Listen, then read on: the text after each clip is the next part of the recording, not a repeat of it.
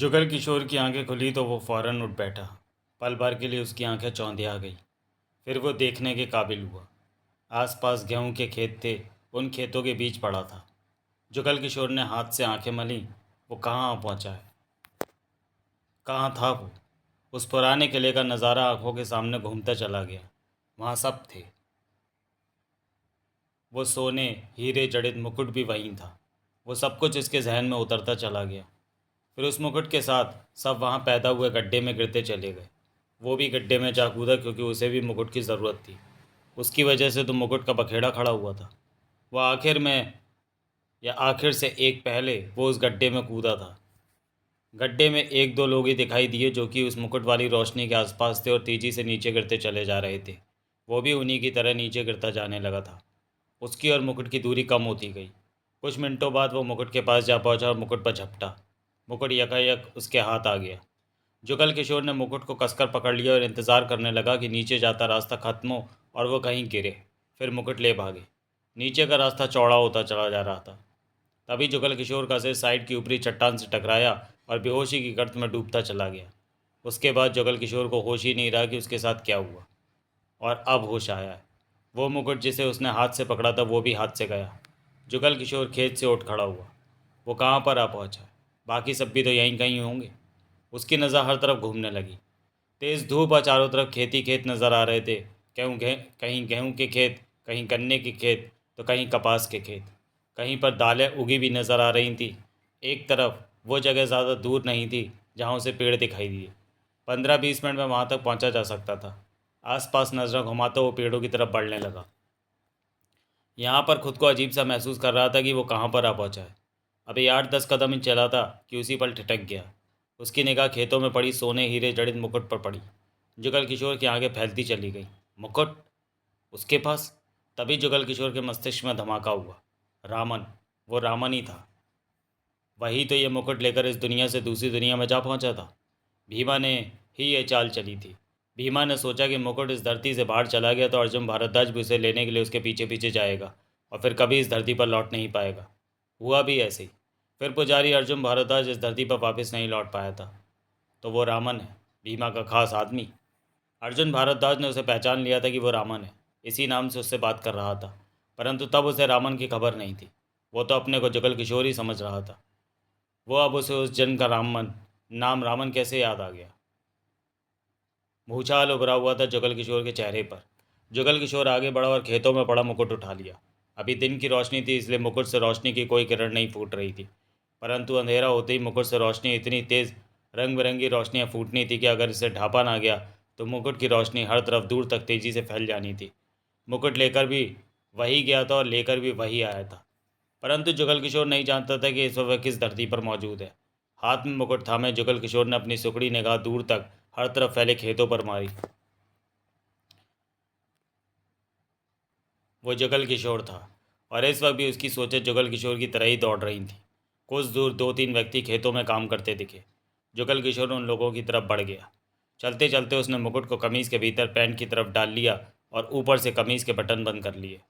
यूँ मुकुट तो छुप गया था परंतु वहाँ कुछ पड़े होने का एहसास बाहर से ही हो रहा था। वो अभी तक यही सोचे बैठा था कि यह मुकुट कई करोड़ में बिकेगा। इसकी हिफाजत करना ज़रूरी है। परंतु वो कहाँ पर किस धरती पर है इस बात का अंदाज़ा उसे अभी तक नहीं हुआ था। ये बात तो वो सोच भी नहीं सकता था। जो मुकुट उसके पास है, जिसकी वजह से रानी का किला पत्थर में तब्दील हो गया था। किले के सारे लोग पत्थर के बन गए थे। किले की नगरी उजड़ गई थी, सब कुछ बर्बाद हो गया था सिवाय अर्जुन भारद्वाज के। क्योंकि पुजारी अर्जुन भारद्वाज ने उन सब शक्तियों को जीत रखा था। इसी कारण उस पर उन शक्तियों का कोई असर नहीं हुआ था।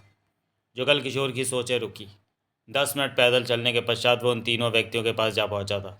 जुगल किशोर पसीने से भर उठा था। वो तीनों व्यक्तियों की निगाह उस पर ठहर गई थी। वो धोती और कुर्ता पहने हुए थे। सिर पर किसी ने सफ़ेद तो किसी ने रंग बिरंगा साफा लपेट रखा था। उन्होंने जुगल किशोर की पैंट कमीज़ को देखा। ये कौन सी जगह है? जुगल किशोर ने सामने खड़े व्यक्ति से पूछा। उस व्यक्ति ने अपने साथ खड़े व्यक्ति से कहा, यह तो अजीब सी बात पूछो। ये तूने कपड़े कैसे पहन रखे हैं? तीसरा जो कि कुछ दूर था वो भी पास आ गया था। पैंट कमीज़ पहनी है। जुगल किशोर की आंखें सिकुड़ी। ऐसे कपड़े तो यहाँ पर 100-50 लोग ही पहनते हैं। फिर तुम, ये जगह कौन सी है? जुगल किशोर ने पूछा। मथुरागढ़, एक ने जवाब दिया। मथुरागढ़? मथुरागढ़? जुगल किशोर के होंठों से निकला। हिंदुस्तान में कहाँ पर यह जगह पड़ती है? ये क्या कह रहा है? किसी अजीब सी जगह का नाम ले रहा। तभी जुगल किशोर के मस्तिष्क को तीव्र झटका लगा। मथुरागढ़। उसके भीतर मौजूद रामन जाग उठा। रामन के जागते हुए उसे मथुरागढ़ याद आ गया। उस धूप में भी रामन यानी जुगल किशोर की आंखें फैल गई। तो क्या वो पूर्व जन्म में आ पहुंचा? तो ये मथुरागढ़ है। जुगल किशोर यानी रामन के होठों से निकला। तो तुम क्या समझे थे? जुगल किशोर ने फौरन अपने पर काबू पाया, फिर मुस्कुराकर बोला, कुछ देर पहले मुझे याद था कि यह मथुरागढ़ है, फिर दिमाग से निकल गया था। अब सब ठीक है, चलो अपना काम करो, एक ने बाकी दोनों से कहा। जुगल किशोर ने हाथ हिलाया और पेड़ों की तरफ बढ़ गया। चेहरे पर गंभीरता आ गई थी। भीमा का बसेरा यहाँ से काफ़ी दूर था। 3-4 दिन का सफ़र करके ही भीमा तक पहुँचा जा सकता। लेकिन अब वो जाए तो कहाँ जाए? क्या पुजारी भीमा के पास? क्योंकि हर कोई जानता था कि वो भीमा का खास आदमी है। जुगल किशोर पेड़ों की तरफ बढ़ता जा रहा था। वो मुकुट के साथ वापस उसी धरती पर आ पहुंचा था जहाँ से वो मुकुट लेकर गया था। ये सब कैसे हुआ वो नहीं समझ पाया था। वो तो मुकुट पाने की चाह में देवराज चौहान मोना चौधरी वाले गड्ढे में जा कूदा था। पुजारी भीमा नहीं चाहेगा कि यह मुकुट इस धरती पर आए, जो कि वो फिर ले आया था। ले आया है तो उसे यह मुकुट पुनः पुजारी भीमा तक पहुंचाना चाहिए, और पुजारी भीमा उसे पुनः मुकुट के साथ दूसरी दुनिया में भेज देगा। जुगल किशोर के चेहरे पर सख्ती आ गई। क्या करना है ये बात की बात है, पहले वो पेड़ों की छाया में पहुंचकर आराम की सांस तो ले ले। जुगल किशोर के पांव खेतों को पार करते हुए पेड़ों के झुंड की तरफ बढ़े जा रहे थे। उसकी निगाह चलते चलते हर तरफ देख रही थी। सब कुछ वैसे ही दिखाई दे रहा था जैसे पहले था। कुछ भी तो नहीं बदला था। जुगल किशोर सोचने लगा कि शायद वो एक जन्म बिताकर वापस लौट आया है। करीब 30 मिनट बाद वो पेड़ों की छाँव में आ पहुंचा। गहरी गहरी सांसें लेने के बाद उसने कमीज़ के बटन खोले और मुकुट बाहर निकाल लिया। ये पेट में थोड़ा चुभ रहा था, इसलिए उसे बाहर निकालना पड़ा। इसका लेदर का पुराना कवर तो जाने कहाँ गुम हो गया था। जुगल किशोर बैठने के लिए, आराम करने के लिए कोई जगह खोज रहा था कि एक एक झटक गया। उसकी निगाह काफ़ी दूर छाया में पड़ी। वहाँ कोई लेटा हुआ था। जुगल किशोर ठगा सा देखता रह गया, क्योंकि उसने भी कमीज़ पैंट पहनी हुई थी। मतलब कि ये कोई दूसरा है जो उसके साथ इस धरती पर आया है। जुगल किशोर ने हाथ में पकड़े मुकुट पर नज़र मारी। ये मुकुट उसके पास है, ये किसी को नज़र नहीं आना चाहिए। उसने फ़ौरन कमीज़ के भीतर मुकुट रखा और कमीज़ के बटन बंद करने के बाद उसके कदम उस लेटे आदमी की तरफ बढ़ गए। आसपास पेड़ ही पेड़ थे। आगे जंगल और गहरा हो रहा था। अभी तो जंगल की शुरुआत भर थी। अभी आसमान से धूप भी आ रही थी और पेड़ों की छाँव भी थी। जुगल किशोर ज़मीन पर लेटे बंदे के पास पहुंचा। वो इंसान करवट लिए औंधे मुँह पड़ा था। जुगल किशोर ने उसे सीधा किया। अगले ही पल वो चौंका। वो बेहोश इंसान पारसनाथ था। जुगल किशोर ने इस इंसान को डकैती में शामिल देखा था। तभी रामन के मस्तिष्क ने उछाल मारी। परसू? ये तो परसू है। मोना चौधरी का साथी, इसी दुनिया का साथी। ये भी मोना चौधरी के साथ दूसरी दुनिया में चला गया था। जुगल किशोर गंभीर निगाहों से पारसनाथ को देख रहा था। जुगल किशोर बनकर उसे कुछ भी याद नहीं आ रहा था, परंतु जब से रामन बना इस दुनिया में आया तब से इसके सामने पूर्व जन्म की बातें खुलने लगी थी। उसे नीलू महाजन भी याद आ गया था, जिसे मोना चौधरी के साथ बैंक डकैती में देखा था। उसका नाम पूर्व जन्म में नीलू था। मोना चौधरी का नाम मिन्नो था। सब कुछ याद आता जा रहा था जुगल किशोर उर्फ रामन को। जुगल किशोर ने नीचे झुककर पारसनाथ को चेक किया। वो ठीक ठाक था, सिर्फ बेहोश था। परसू? जुगल किशोर ने उसका गाल थपथपाया, परंतु पारसनाथ बेहोश ही रहा। जुगल किशोर के पास कोई और रास्ता न था कि उसके होश आने का इंतज़ार करे। जुगल किशोर उससे 7-8 कदम दूर पेड़ की छाँव में जा बैठा। पेड़ों की छाँव में हवा थी। बदन का काफ़ी पसीना सूख चुका था। वहीं वो लेट गया, आंखें बंद कर ली। जुगल किशोर शायद सो भी जाता, परंतु तभी करीब 15 मिनट बाद उसके कानों को कुछ आहट सुनाई दी। वो तुरंत उठ बैठा। सबसे पहले उसने कमीज़ में छिपा रखे मुकुट को देखा, फिर पारसनाथ की तरफ। पारसनाथ का शरीर हिल रहा था, उसे होश आ रहा था। जुगल किशोर गंभीर निगाहों से पारसनाथ को देखने लगा। कुछ पल बीते कि पारसनाथ की आंखें खुल गईं। कुछ पलों तक वो ऊपर दिखाई दे रहे पेड़ को निहारता रहा, फिर उसी पल उठ बैठा। नजरें घूमी और सामने ही बैठे जुगल किशोर पर जा टिकी। जुगल किशोर गंभीर सा परसू को ही देख रहा था। अगले ही पल पारसनाथ चौंका। रामन? पारसनाथ के होठों से निकला। जुगल किशोर बैठा उसे देखता रहा। जुगल किशोर?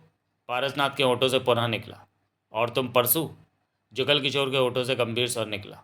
हाँ परसू, लेकिन ये तो पिछले जन्म की बात है। हम उसी जन्म में आ पहुँचे हैं परसू। उसी जन्म में?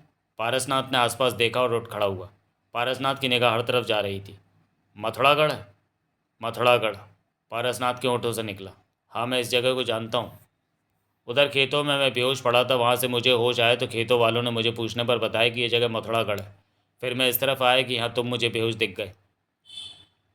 मुकुट तुम ले गए थे इस धरती से बाहर?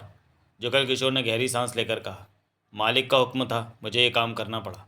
वो वही मुकुट था ना जिसे बैंक के लॉकर से निकाला गया? पारसनाथ की नज़र जुगल किशोर पर थी। तब तो ये बात मैं नहीं जानता था, परंतु अब कह सकता हूँ कि वो वही मुकुट था। इसका मतलब हम सब पूर्व जन्म में आ पहुँचे। हम सब? जुगल किशोर की आंखें सिकुड़ी। हाँ, हम सब। जैसे कि पहले की तरह भी हम इस पूर्व जन्म में आ चुके हैं। ओह, तो क्या तुम लोग पहले भी पूर्व जन्म में आ चुके हो? जुगल किशोर के होठों से निकला। हाँ, कई बार। जुगल किशोर की निगाह पारसनाथ के चेहरे पर टिकी रही। तुम वो मुकुट इस धरती से लेकर गए थे, तो तुम्हें ही वो मुकुट उस धरती पर लाना चाहिए। वो मुकुट कहाँ है? पेट के साथ सटे मुकुट ने अपना दबाव पेट पर बढ़ाया। मेरे पास तो नहीं है, जुगल किशोर ने सामान्य स्वर में कहा। यह कैसे हो सकता है? पारसनाथ के होठों से निकला। क्यों नहीं हो सकता? तुम्हारे पूर्व जन्म में आने की वजह यही है कि तुम वो मुकुट लेकर आओ जिसे तुम लेकर गए थे। ऐसा क्यों? तभी तो मोना चौधरी, देवराज चौहान वो सब चीज़ें ठीक कर सकेंगे। कौन सी चीज़ें? रानी का वो किला जो आज भी पत्थर में तब्दील हुआ पड़ा है। वहाँ के इंसान आज भी पत्थर बने हुए हैं। जुगल किशोर गंभीर निगाहों से पारसनाथ को देख रहा था। देवराज चौहान, मोना चौधरी क्यों उन चीज़ों को ठीक करेंगे? मोना चौधरी, देवराज चौहान यहाँ आकर हमेशा बिगड़े कामों को ही संवारते हैं। तुम रामन इस पूर्व जन्म में आ पहुँचे हो उस मुकुट के साथ, तो जाहिर है कि वो दोनों अब किले को ठीक करेंगे। और ना कर पाए तो? जुगल किशोर गंभीर था। ना कर पाए? जुगल किशोर को देखते रामन की आंखें सिकुड़ी। जुगल किशोर को देखते पारसनाथ की आंखें सिकुड़ी। यहाँ का पुजारी कौन है? भीमा। पारसनाथ की आंखें सिकुड़ी। भीमा पुजारी हो तो क्या कोई भी यहाँ कुछ कर सकता है? जुगल किशोर बोला। मोना चौधरी और देवराज चौहान तो दोनों में से कोई भी भीमा के सामने टिक नहीं पाएंगे। वे दोनों एक साथ भी नहीं टिक पाएंगे। ये बात तुम कह रहे हो, जबकि तुम दोनों को अच्छी तरह जानते। तुम भीमा को जानते हो? सिर्फ उसका नाम सुना है, उसके बारे में कुछ भी नहीं जानते। जुगल किशोर गंभीर स्वर में कह उठा। मैं भीमा का साथी हूँ, उसके साथ रहकर काम करता रहा हूँ। वो जितना ज़मीन के ऊपर नज़र आता है उससे 6 गुना ज़्यादा वो ज़मीन के भीतर होता है। भीमा को पार कर पाना असंभव है। वो यहाँ का पंडित भीमा है, जबकि हम सब बाहर से आए मामूली से योद्धा हैं। उसने अकेले यहाँ रहकर जाने कितनी शक्तियाँ इकट्ठी कर ली होंगी। तुम सब भूल रहे हो कि अर्जुन भारद्वाज के बाद से वो यहाँ का पंडित बना हुआ है। पारसनाथ के चेहरे पर गंभीरता नाच उठी। पुजारी भीमा से निपटने का कोई तो रास्ता होगा। कोई रास्ता नहीं है। तुम जानते हो उसने अभी तक शादी नहीं की। जुगल किशोर बोला। शादी नहीं की? पारसनाथ की आंखें सिकुड़ी। हाँ, उसे आज के वक्त का इंतज़ार था। जुगल किशोर की आंखें सिकुड़ चुकी थी। जानता था कि मुकुट दोबारा इस धरती पर आएगा, तब वो रानी को जीवित करके उससे शादी कर लेगा। तुम्हारा मतलब कि भीमा जान चुका है कि मुकुट इस धरती पर आ? ये मैं नहीं जानता, परंतु इस बात की आशा से मैं इनकार भी नहीं कर सकता। तुम अजीब सी बातें कर रहे। मुझे नहीं पता मैं क्या कह रहा हूँ, जुगल किशोर गंभीर स्वर में बोला। पर मेरी बातें सच भी हो सकती हैं। पारसनाथ 2-3 मिनट खामोश रहा। जुगल किशोर भी सोचों में डूबा रहा। क्या सोच रहे हो? जुगल किशोर ने खामोशी तोड़ी। इस बात का फैसला तो मोना चौधरी और देवराज चौहान ही करेंगे कि इस बार जीत भीमा की, पुजारी भीमा की ही होगी। जुगल किशोर ने गंभीर स्वर में कहा। ये बात तुम इसलिए कह रहे हो कि तुम भीमा के साथी हो। अब मैं भीमा का साथी नहीं हूँ। जब उसने मुझे मुकुट के साथ इस दुनिया से बाहर भेज दिया था, तब से मेरे ऊपर से भीमा की छाया हट गई थी। मैं अपनी ज़िंदगी जीने लगा था वहाँ पर। अब दोबारा यहाँ आया तो भीमा की पुरानी हरकतें मेरे जहन में ताज़ा हो गई। इसी वजह से कह रहा हूँ कि पंडित भीमा को जीता नहीं जा सकता। उसने अवश्य कुछ ऐसा कर रखा होगा कि आखिरी जीत उसी की हो, रानी के साथ उसका ही ब्याह हो जाए। ये सब शायद कुछ भी ना हो। पारसनाथ ने गंभीर स्वर में कहा। क्यों? क्योंकि पंडित भारद्वाज, यानी पंडित अर्जुन भारद्वाज हमारे साथ नहीं आया। वो आता तो? जुगल किशोर मुस्कुरा पड़ा। पारसनाथ ने शब्द अधूरे छोड़ दिए। पंडित भारद्वाज भी मेरी तरह इस जन्म में आ पहुंचा है। क्या मतलब? पारसनाथ के माथे पर बल पड़े। पंडित अर्जुन भारद्वाज को तुम नहीं जानते? नहीं। अर्जुन भारद्वाज को तो जानते होगे। अर्जुन भारद्वाज? नहीं, उसे भी नहीं जानता। मेरे ख्याल में उसे जानते हो, पर इस बार पहचान नहीं पा रहे। मुझे तो कुछ भी याद नहीं आ रहा। चैम्बर ऑफ यमुना प्रसाद, करोल बाग की बिल्डिंग में उसका ऑफिस है। मैं नहीं जानता। जबकि अर्जुन भारद्वाज देवराज चौहान और मोना चौधरी को अच्छी तरह से जानता है। अर्जुन भारद्वाज के बारे में मोना चौधरी ने मुझे कुछ नहीं बताया। हो सकता है बताया हो, परंतु इस वक्त दिमाग से निकल गया। पारसनाथ सिर को झटक कर बोला। वही पहले वाला पंडित भारद्वाज है? वही है, और वो भी इस जन्म में आ पहुंचा है। जुगल किशोर बोला। उसने मुझे उसी दुनिया में रामन के नाम से जान लिया था। वो मुझे रामन कहकर बुलाता था, पर तब मुझे लगता था कि वो बेवकूफ़ है जो मुझे रामन कह रहा है। तब मैं भी नहीं जानता था कि वो इस जन्म का पंडित भारद्वाज है, जो कि मुझसे मुकुट लेने के लिए मेरे पीछे यहाँ आ गया था। वो तुमसे क्या बातें करता था? जुगल किशोर ने बताया। तो अर्जुन भारद्वाज प्राइवेट जासूस है? हाँ। पारसनाथ के चेहरे पर गंभीरता दिखाई दे रही थी। तुम जानते हो तुम इस ज़मीन से कब से गए थे? पिछले जन्म में गया। पिछले 3 जन्मों से? धरती पर होने वाले 3 जन्मों से तुम इस धरती से गायब रहे। 3 जन्म? जुगल किशोर चीख उठा। पारसनाथ जुगल किशोर के हैरानी भरे चेहरे को देखता रहा। तुम 3 जन्मों के पश्चात वापस इस धरती पर लौटे हो? मैं तो सोच रहा था कि अगले जन्म में मैं यहाँ लौटा हूँ। जुगल किशोर अभी तक हैरान परेशान था। पारसनाथ ने जंगल में दूर दूर तक नज़र घुमाई। अब जुगल किशोर अपने चेहरे पर आए भावों पर काबू पाता बोला। वो मुकुट तुम्हारे पास नहीं है? पारसनाथ बोला। मेरे पास होता तो क्या तुम्हें दिख ना जाता? उसी प्रकार बैठे ही बैठे जुगल किशोर कह उठा। तो फिर किसी और के पास होगा। जुगल किशोर ने मुंह फेरा और दूसरी तरफ देखने लगा। पारसनाथ उठ खड़ा हुआ। नजरें इधर उधर जाने लगी। जुगल किशोर भी खड़ा हुआ। कमीज के भीतर पड़ा मुकुट भी लहराया, जिसे कि जुगल किशोर ने सेट कर लिया। परंतु वो जानता था कि पारसनाथ को उस मुकुट का फौरन ही पता चल जाना था। उस तरफ चलते हैं, पारसनाथ बोला। लेकिन उस तरफ भी एक गांव पड़ता है। शाम तक हम वहाँ पहुँच। लेकिन उस तरफ मोना चौधरी का, मेरा और महाजन का गांव पड़ता है। तुम्हारा गांव किधर है? मेरे गांव को छोड़ो, जिधर तुम कहते हो उधर ही चलते हैं, जुगल किशोर ने कहा। पारसनाथ की निगाह जुगल किशोर के चेहरे पर जा टिकी। तुम अपना गांव क्यों नहीं बता रहे? चलो ना यार, जुगल किशोर मुस्कुराकर बोला।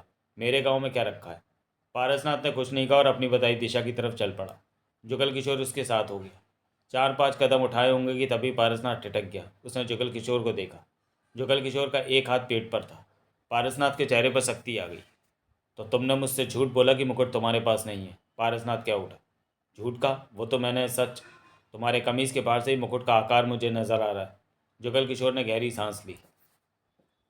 मैंने तुम्हें पहले ही कहा था कि तुम ही मुकुट इस धरती से ले गए थे, और अब उसे लाना भी तुम्हारा ही काम बनता है।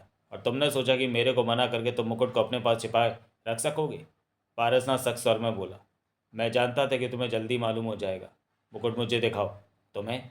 जुगल किशोर चौंका। क्यों दिखाऊं? मैंने मुकुट को देखा नहीं इसलिए। बहुत मेहरबानी। तुम इस मुकुट को मेरे पास ही रहने दो। मैं किसी को मुकुट देने वाला नहीं। मैं चाहूँ तो तुमसे अभी ले सकता हूँ। जुगल किशोर कई कदम पीछे हटता चला गया। वो दौड़ने को तैयार हो चुका था। लेकिन मैं लूँगा नहीं। तुम मेरे पास रहो या कहीं भी जाओ, मुकुट तुम्हारे हाथ से छिन जाएगा। कौन लेगा? जुगल किशोर की आंखें सिकुड़ी। लेने वाला ले लेगा तुमसे। पारसनाथ के चेहरे पर मुस्कान उभरी। तुम इसे इस धरती से दूसरी दुनिया में ले गए थे और अब उसे वापस ले आए हो। तुम कहीं ये तो नहीं सोच रहे कि ये मुकुट वापस भीमा को दे दोगे? जुगल किशोर की निगाह पारसनाथ पर थी। भीमा को भी दे सकते हो, लेकिन पहला पुजारी भारद्वाज भी यहाँ पहुँचा है तो असली पुजारी अर्जुन भारद्वाज हुआ। भीमा का एक पाँव पुनः पीछे खिसक गया। पूर्व जन्म का पुजारी कौन हुआ रामन? पुजारी भारद्वाज माना जाएगा। जुगल किशोर को होठों से निकला।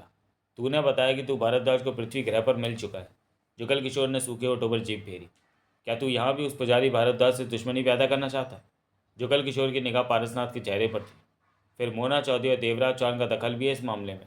ये मुकुट होना चाहिए ताकि वो किले को फिर से जिंदा कर सके, वहाँ पत्थर बने लोगों में ज़िंदगी डाल सके, अर्जुन और रानी को आपस में मिला सके। तुम भीमा की योग्यता को कम आंक रहे हो। उस जैसा बुद्धिमान इंसान इस धरती पर दूसरा नहीं। मोना चौधरी और देवराज से भी ज़्यादा बुद्धिमान है वो। हाँ वो है। वो पुजारी भारद्वाज से भी ज़्यादा बुद्धिमान है वो। पहले वो जैसा भी हो, परंतु अब वो सबसे ज़्यादा बुद्धिमान बन चुका है। जुगल किशोर ने विश्वास भरे शब्दों में कहा। भीमा जैसा बुद्धिमान इंसान इस लोक पर दूसरा नहीं है परसू। तो तू ये मुकुट भीमा को ही दे देगा? ये मैंने अभी तक सोचा नहीं। जुगल किशोर ने गंभीर स्वर में कहा। क्या मालूम भीमा मुकुट पाते ही मुझे फिर मुकुट के साथ हमारी दुनिया में भेज दे। तू क्या चाहता था? जुगल किशोर पारसनाथ को देखता रहा। तू किसी भी नतीजे पर नहीं पहुंच सका रामन कि तुझे क्या करना है। इस बारे में सोच समझ का फैसला लेना। यह बहुत बड़ा मामला है।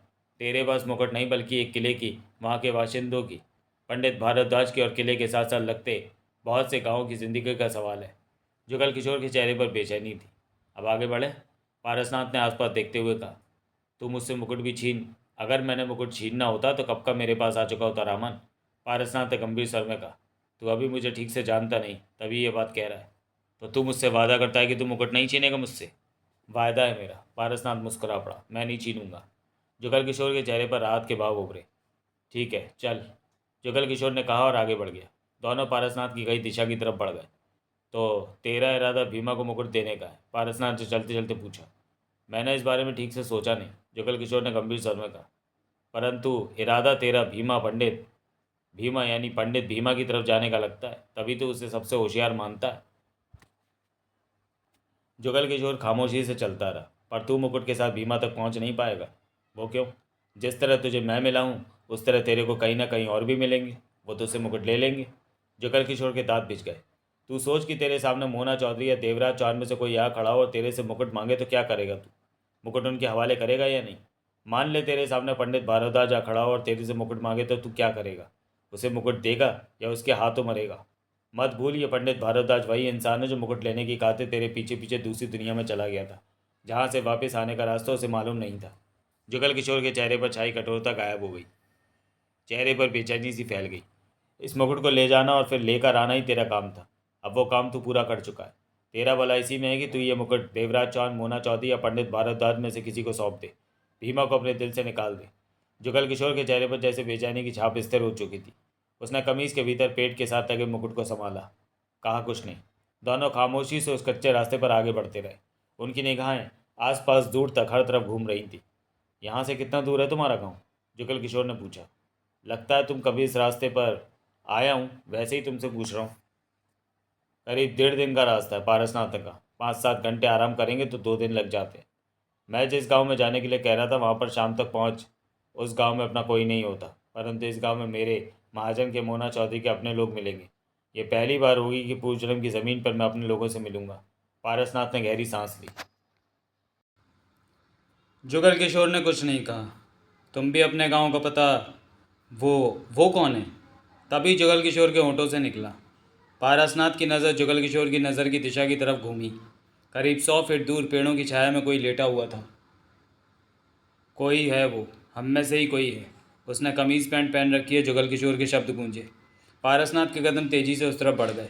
जुगल किशोर भी उसके साथ चल पड़ा। वो दोनों उस व्यक्ति के करीब जा पहुँचे। वो सोहनलाल था। बेहोश था, पीठ के बल बेसुध पड़ा था। सोहनलाल?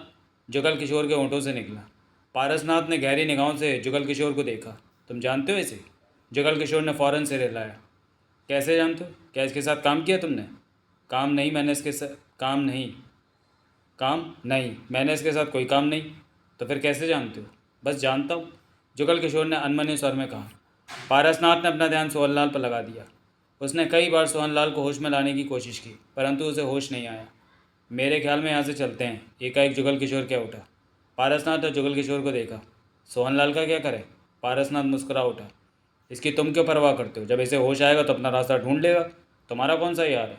देवराज चौहान का साथी तो तुम्हारा दुश्मन ही हुआ। जैसे कि तुम्हें पता है ना कि हम इस वक्त पूर्वजन्म की धरती पर हैं और यहाँ हमारे जन्म का मिलने वाला हमारा दोस्त ही होता है, अगर वो पहले वाले जन्म की कोई दुश्मनी ना निकाले तो। मैंने तो सुना है कि मोना चौधरी देवराज चौहान को अपना दुश्मन। तो पारसनाथ बराबर मुस्कुरा रहा था। इस नाते तो सोहनलाल तुम्हारा भी दुश्मन हुआ। अगर सोहनलाल इस वक्त मेरी जगह होता और मैं सोहनलाल की तरह पड़ा होता तो सोहनलाल क्या करता? जुगल किशोर की आंखें सिकुड़ गईं। पारसनाथ के चेहरे पर मुस्कान थी। यहाँ पर हर कोई तब तक दोस्त है जब तक कोई पिछली दुश्मनी को सामने नहीं लाता। मतलब कि तुम पुरानी दुश्मनी को एक तरफ रख रहे हो? रख दिया है। और अगर सोहनलाल ने होश आने पर अपनी दुश्मनी पर उतारनी चाहिए तो? ऐसा कुछ हुआ तो ये तब की बात होगी। जुगल किशोर ने कुछ नहीं कहा। दोनों वहीं हरी भरी घास पर बैठकर सोहनलाल के होश में आने का इंतजार करने लगे। तभी जुगल किशोर की निगाह पीठ के नीचे से झांकती किसी चीज़ पर पड़ी। 2 पलों तक जुगल किशोर उस चीज़ को देखता रहा कि तभी उसकी आंखें फैल गईं। वो मुकुट का लेदर वाला केस था, जो कि इसी पूर्व जन्म में बनाया गया था। इसे उसने उस किले पर भी देखा था जिसमें से मुकुट को निकाला था।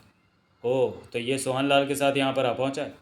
इसे तो उसकी ज़रूरत थी, वरना रात होते ही मुकुट की रोशनी सूर्य की रोशनी की तरह दूर दूर तक फैल जानी थी और मुकुट कहाँ है ये बात यहाँ के ढेरों लोगों को पता चल जानी थी। जुगल किशोर जल्दी से उठा और सोहनलाल की तरफ झपटा, परंतु पारसनाथ भी ठीक इसी वक्त में सोहनलाल के नीचे दबे मुकुट के उस कवर को देख चुका था। इससे पहले कि जुगल किशोर मुकुट के उस कवर को पकड़ पाता, पारसनाथ ने बैठे ही बैठे छलांग लगाई और जुगल किशोर की कमीज़ का कॉलर पकड़कर उसे खींचता हुआ 4-5 कदम दूर लेता चला गया। फिर उसकी कमीज़ का कॉलर छोड़ा। ये तुम क्या कर रहे हो? जुगल किशोर ने संभलते हुए कहा। तुम? पारसनाथ ने खुद को संभाला। क्या करने वाले थे? मैं तो सोहनलाल के नीचे दबा मुकुट का लेदर कवर निकाल रहा था कि मैंने तुम्हारा मुकुट लिया? नहीं। फिर तुम क्यों सोहनलाल की चीज़ को हाथ लगा? इसलिए कि अंधेरा होने पर इसकी लाइट सूर्य की तेज़ रोशनी जैसी हो जानी है। यहाँ तो लोग मुकुट के बारे में समझ ना लें कि वो यहाँ है। मैं उस मुकुट को कवर में डालना चाहता। ये काम तुम सोहनलाल के होश आने पर इससे बात करके तुम मुकुट का कवर इससे ले सकते हो, लेकिन अब लेने में क्या नुकसान? अगर तुम चोरी चकारी पर यकीन रखते हो तो फिर तुम मुकुट का कवर ले सकते हो। तुम्हारे ऐसा करते ही मैं भी अपना वायदा तोड़ दूंगा मुकुट ना लेने का। तुमने सोहनलाल की किसी चीज़ को हाथ लगाया तो उससे 2 मिनट में ही तुम्हारा मुकुट मेरे पास होगा, पारसनाथ ने गंभीर स्वर में कहा। यह क्या बात हुई? ले लो तुम सोहनलाल के नीचे दबा मुकुट का केस। जुगल किशोर ने पारसनाथ को देखा, कहा कुछ नहीं। तुम अपने वादे से पीछे हट रहे हो। जुगल किशोर ने मन मारकर कहा। तुम भी तो दूसरे के माल को अपना बनाने की सोच रहे हो। वो तो तुम्हें बताया है कि मेरी मजबूरी, तो वायदा तोड़ना मेरी भी मजबूरी है। जुगल किशोर ने गहरी सांस लेकर कहा, अगर सोहनलाल ने मुकुट का कवर मुझे ना दिया तो? वो दे या ना दे, इससे मुझे कोई फ़र्क नहीं पड़ता। बस तुम बेहोश सोहनलाल से मुकुट का कवर चोरी नहीं करोगे। जुगल किशोर फिर कुछ नहीं बोला। कोई घंटा भर लगा सोहनलाल को होश में आने पर। तब तक एक तरफ जुगल किशोर आंखें बंद किए लेटा था, लेकिन पारसनाथ सोहनलाल से 5 कदम दूर घास पर बैठा था। अब दोनों की निगाह सोहनलाल पर टिक गई थी। सोहनलाल के हाथ पांव हिलने शुरू हो गए थे, आंखें कपकपा रही थीं। उसने लेटे ही लेटे बाईं तरफ मुड़ गया था। माथे पर बल से उभरने लगे थे। फिर एकाएक ही उसकी आंखें खुलती चली गईं। सामने एक पेड़, दूसरे पेड़, फिर कई पेड़ दिखाई दिए। पेड़ों से छनकर मध्यम सी ठंडी हवा आ रही थी। मिनट भर वो हाथ पांव सीधे करता रहा, फिर उसकी निगाह उसी दिशा में इधर उधर गई कि एकाएक जुगल किशोर पर जाकर टिक गई। जुगल किशोर यहाँ, उसके पास। जुगल किशोर खुलकर मुस्करा पड़ा। कैसे हो सोहनलाल? तुम? सोहनलाल उठ बैठा। तुम जैसे नंबर हरामी के साथ मैं यहाँ कैसे? एकाएक सोहनलाल के मस्तिष्क को तीव्र झटका लगा। वो आंखें फाड़े जुगल किशोर को देखने लगा। उसके होंठों से फटाफटा स्वर निकला। तुम तो रामन हो, भीमा के आदमी, जो मुकुट लेकर दूसरी दुनिया में चला गया था। जुगल किशोर सक पकाया। सोहनलाल के पीछे बैठा पारसनाथ का चेहरा गंभीर हो उठा था। तुम वही रामन हो, वही रामन, वही चेहरा, वही सब कुछ। ठीक समझे, मैं वही रामन हूँ। जुगल किशोर ने गहरी सांस ली। अब देवराज चौहान तुम्हें नहीं छोड़ेगा। मैं भी देवराज चौहान को बताता हूँ कि इस वक्त हम पूर्व जन्म में आ पहुँचे हैं सोहनलाल। जुगल किशोर ने गंभीर स्वर में कहा। क्या? सोहनलाल की निगाह हर तरफ घूमी।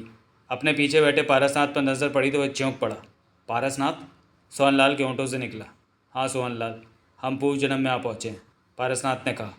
ओह, लेकिन कैसे? पारसनाथ ने सब बातें दोहरा दी। जानते हुए भी सोहनलाल सुनता रहा। यह भी सुना उसे कैसे वो मिला।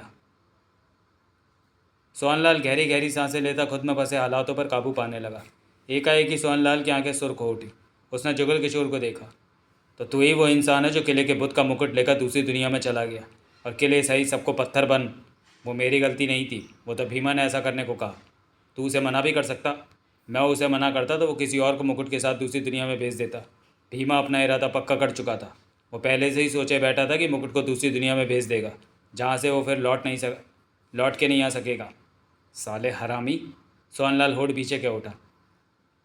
मुझ पर इतना गुस्सा क्यों करते हो? तब मैं भीमा के लिए काम करता था, उसके साथ काम करना मेरी आदत थी। इससे पहले कि पंडित भारद्वाज भीमा तक पहुंच पाता, तुम मुकुट लेकर दूसरी दुनिया में जा चुके थे, और इसी कारण अर्जुन भारद्वाज को भी दूसरी दुनिया में जाना पड़ा। पारसनाथ क्या उठा। सोहनलाल ने पारसनाथ को देखा। अर्जुन भारद्वाज? ये हमारी दुनिया में क्या काम करता है? सोहनलाल ने पूछा। तुम उसे नहीं जानते? देवराज चौहान तो अच्छी तरह जानता है, ये भी जानता है। उसने जुगल किशोर की तरफ इशारा किया। सोहनलाल की आंखें सुकड़ी। मुझे अर्जुन भारद्वाज के बारे में बताओ कि दिल्ली के करोल बाग इलाके में चैम्बर ऑफ जमुना प्रसाद नाम की बिल्डिंग में अर्जुन भारद्वाज का प्राइवेट जासूस का ऑफिस है, और अक्सर बड़े केसों का हाथ में। पारसनाथ को चुप कर जाना पड़ा। सोहनलाल की आंखें फैलती चली गई थी। ये अर्जुन भारद्वाज इस दुनिया का पंडित भारद्वाज है? सोहनलाल के होंठों से निकला। तुम जानते हो इसे? बहुत अच्छी तरह से। यह प्राइवेट जासूस है तो छटा हुआ गुंडा भी है। इसका गुंडापा कोई नहीं देख पाता। मैंने देखा है, जुगल किशोर ने गहरी सांस लेकर कहा। सोहनलाल की चुपती निगाह जुगल किशोर पर गई। अगर तूने देखा होता तो इस वक्त जिंदा मेरे सामने खड़ा नहीं होता। सोहनलाल कह उठा। मैंने अर्जुन भारद्वाज की दहशतगर्दी देखी है। सोहनलाल कई पलों तक जुगल किशोर को देखता रहा। तो यह अर्जुन भारद्वाज यानी कि इस जन्म का पंडित भारद्वाज भी यहाँ पहुँचा है। सोहनलाल के होंठों से निकला। जुगल किशोर ने सहमति से सिर हिलाया। सोहनलाल के चेहरे पर गंभीरता के भाव उभर आए थे। दोनों की निगाह सोहनलाल पर थी। सोहनलाल ने पारसनाथ से कहा, मुझे लगता है इस बार इस पूर्व जन्म में बहुत बुरा होने वाला है। ये बात मैं रावण से कह चुका हूँ। इसलिए बुरा होने वाला है कि पंडित अर्जुन भारद्वाज यहाँ पहुँचा है, और मुकुट भी इसी दुनिया में वापस आ चुका है। जब मैं बैंक के लॉकर से मुकुट चोरी कर रहा था तब नहीं जानता था कि हम सब उस मुकुट के साथ पूर्व जन्म में प्रवेश करने वाले हैं। पंडित भारद्वाज अब चैन से नहीं बैठेगा। वो मुकुट हासिल करेगा और उस बुत के गले में पहनाकर रानी को जिंदा करेगा और फिर उससे ब्याह करेगा। बरसों बाद तीन तीन जन्म बाद वो रानी को पा सकेगा। 3 जन्म? जुगल किशोर चौंका। हाँ रामन, तुम इंसानी तीसरे जन्म होने पर इस पूर्व जन्म में आए हो। ओह, जुगल किशोर की आंखें फैलती चली गई। 3 जन्म? परंतु आज का पुजारी भीमा पंडित भारद्वाज को कामयाब होने से रोकेगा। पारसनाथ के कुछ कहने से पहले ही जुगल किशोर कह उठा, भीमा कभी भी अर्जुन भारद्वाज को कामयाब नहीं होने देगा। रामन, भीमा को बढ़ा चढ़ाकर बता रहा। मैं बढ़ा चढ़ाकर नहीं बता रहा, मैं सच कह रहा हूँ, जुगल किशोर ने गंभीर स्वर में कहा। पंडित भारद्वाज 3 जन्मों के बाद यहाँ आया है। ऐसे में अर्जुन भारद्वाज की कई शक्तियाँ नष्ट हो चुकी होंगी, जबकि भीमा की शक्तियाँ बढ़ चुकी होंगी। ऐसे में पंडित भारद्वाज पंडित भीमा पर कैसे काबू पा सकेगा? हारा हुआ है पंडित भारद्वाज। सोहनलाल के चेहरे पर गंभीरता के भाव आ गए। पारसनाथ भी कुछ बेचैन हुआ। रामन अपनी बात सही कह रहा है, सोहनलाल के होंठों से निकला। लेकिन अर्जुन भारद्वाज के साथ मोना चौधरी और देवराज चौहान भी तो। इस लड़ाई में कुछ भी हो सकता है, क्योंकि सामने पंडित भीमा है। तुम्हारा मतलब कि पंडित भारद्वाज हार जाएगा भीमा से? पारसनाथ की आंखें सुकड़ी। सोहनलाल के होंठ बिछ गए। मैं चाहता हूँ पंडित भारद्वाज जीते, पारसनाथ कह उठा। इस बारे में मैं भी कुछ नहीं कह सकता। सोहनलाल ने जुगल किशोर पर निगाह मारी। रामन का कहना ठीक है कि भीमा ने यहाँ रहकर अपनी शक्तियों को और मजबूत कर लिया होगा, जबकि अर्जुन भारद्वाज दूसरी जगह उन शक्तियों को भूलता गया होगा। 3 बार जन्म लेकर तुम्हें इस बात पर गौर करना चाहिए पारसनाथ। पारसनाथ का चेहरा गंभीर हो उठा। वो मुकुट कहाँ है? सोहनलाल ने जुगल किशोर से पूछा। मुकुट? जुगल किशोर की हड़बड़ाई निगाह पारसनाथ की तरफ उठी। पारसनाथ की सिकुड़ी नज़र जुगल किशोर के चेहरे पर जा टिकी थी। बता दो, पारसनाथ कह उठा। क्या पता मेरी तरह वो भी जान ले कि मुकुट कहाँ है? सोहनलाल ने खाली पड़ा पास में से मुकुट का केस उठा लिया, फिर जुगल किशोर को देखा। जुगल किशोर की कमीज़ के भीतर पेट के साथ सटे पड़े मुकुट की चुभन पेट पर बढ़ गई। मेरे पास है, जुगल किशोर ने लंबी सांस लेकर कहा। सोहनलाल की निगाह फ़ौरन उसकी कमीज़ के भीतर उभरती चीज़ पर पड़ी। दिखा मुझे, सोहनलाल गंभीर स्वर में कह उठा। लेकिन मेरे पास ठीक, दिखा मुझे। सोहनलाल का सर सख्त हो गया। जुगल किशोर के चेहरे पर बेचैनी घेर आई। पारसनाथ के चेहरे पर मुस्कान उभर आई। ये मुकुट उस बैंक के लॉकर से किसने निकाला? सोहनलाल क्या उठा। तुमने। फिर इस पर किसका हक हुआ? जुगल किशोर ने कुछ नहीं कहा। हाथ उसका कमीज़ के भीतर पड़े मुकुट पर जा टिका था। आखिरी बार कह रहा हूँ, मुकुट दिखाओ, वरना मैं पारसनाथ से कहूँगा कि वो तेरे से मुकुट लेकर। पारसनाथ ये काम नहीं करेगा, जुगल किशोर के होठों से निकला। क्यों? पारसनाथ ने वादा किया है मुझसे कि वो मुझसे मुकुट नहीं छीनेगा। पारसनाथ ने मुस्कुराकर कहा। मैं अपने लिए मुकुट नहीं छीनूंगा, परंतु अगर कोई दूसरा मुझे कहता है कि तुमसे मुकुट छीन कर उसे दे दूं, तो यह काम मैं फ़ौरन करूंगा। ये क्या कह मैं अपने लिए नहीं, दूसरे के कहने पर मुकुट छीन कर उसे दे रहा हूँ। मुकुट दिखा, वरना मैं अभी पारसनाथ से। जुगल किशोर ने अपने कमीज़ के बटन खोले और मुकुट बाहर निकाल लिया। साधारण सा मुकुट था, कुछ भी खास नहीं दिखा उसमें, परंतु देखने वाले देख चुके थे कि रात होते ही उसमें से सूरज जैसी रोशनी निकलने लगती है। उसमें सोने जैसा कुछ और बेशकीमती हीरे से भरा पड़ा था मुकुट। दिखाओ, मुझे दो, सोहनलाल ने कहा। लेकिन तुमने तो दिखाने के लिए। देख ही रहा हूँ, ले नहीं रहा। लेना होता तो पारसनाथ को एक इशारा करना ही काफ़ी था। जुगल किशोर ने गहरी सांस ली और मुकुट थामे आगे खिसकता सोहनलाल के पास आ पहुंचा। मुकुट सोहनलाल की तरफ बढ़ाया। सोहनलाल ने मुकुट लिया और ध्यानपूर्वक उसे देखने लगा। जुगल किशोर ने पारसनाथ को देखा। पारसनाथ चेहरे पर मुस्कान समेटे उसे ही देख रहा था। तूने मुझे नहीं दिखाया मुकुट, सोहनलाल को दिखा दिया। जुगल किशोर ने होठों पर जीभ फेरी। अब मैं सोहनलाल के हाथों से मुकुट ले सकता हूँ, है ना? पारसनाथ पुनः क्या उठा। जुगल किशोर के चेहरे का रंग फक पड़ गया। असली मुकुट है। सोहनलाल ने पहले जुगल किशोर को फिर पारसनाथ को देखा। दोनों की निगाह सोहनलाल और उसके हाथ में तमे मुकुट पर जा टिकी। देख ले, कहने के साथ ही सोहनलाल ने मुकुट हवा में ही पारसनाथ की तरफ उछाल दिया। पारसनाथ ने मुकुट लपका और उस पर नज़र मारने लगा। जुगल किशोर की बेचैन निगाह पारसनाथ पर मुकुट पर जा टिकी। वो यही सोच रहा था कि अब पता नहीं मुकुट हाथ में आता है या पारसनाथ इसे रख लेता है। 2 मिनट बाद पारसनाथ ने मुकुट सोहनलाल की तरफ उछाला। सोहनलाल ने मुकुट थाम लिया। सोने की हीरों की पहचान तो है मुझे, पर यह असली है कि नहीं मैं नहीं जानता, पारसनाथ ने कहा। क्योंकि मैंने असली मुकुट को पहले नहीं देखा था, इसलिए अब मैंने असली को किले पर तब देखा था जब उसे निकाला गया। यह असली मुकुट ही है। यह असली मुकुट है, जुगल किशोर गंभीर स्वर में क्या उठा। दोनों की निगाह जुगल किशोर की तरफ उठी। तुम कैसे कह सकते हो कि यह असली मुकुट है? पारसनाथ ने पूछा। जब मैं इसे लेकर पृथ्वी पर पहुंचा तो 2-3 दिन तक ये मुकुट मेरे पास ही रहा था। तब मैंने कई बार इस केस तब मैंने कई बार इसे केस से निकाल कर देखा था। हर बार दिन का ही वक्त था, इसलिए ये ऐसी रोशनी नहीं फेंक सका। तब तक भूख से मेरा बुरा हाल हो गया था। ऐसे में मैं एक ज्वेलर्स के पास गया और उसे बेच दिया। तब उसने मुझे 100 रुपया दिया था। 100 रुपया तब इतनी बड़ी रकम होती थी जैसे कि आजकल लाख रुपया हो। सोहनलाल ने गहरी सांस ली। तब तुम्हें यह महसूस नहीं हो कि तुम क्या कर उस मुकुट से पीछा छुड़ाते ही मैं पृथ्वीवासी बन गया था, इस ग्रह को भूल गया था।